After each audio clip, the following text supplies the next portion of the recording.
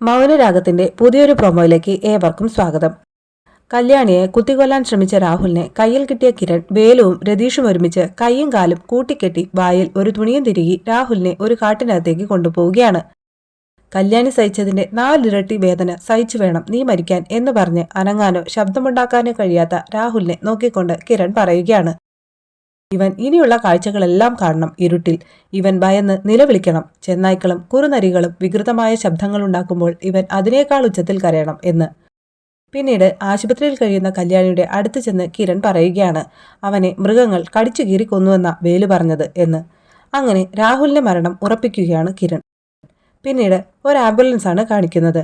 Ambulance വരുന്നത് കണ്ടുകൊണ്ട് സരയുവും ഷാരിയും ഇറങ്ങിച്ചെല്ലുകയാണ്.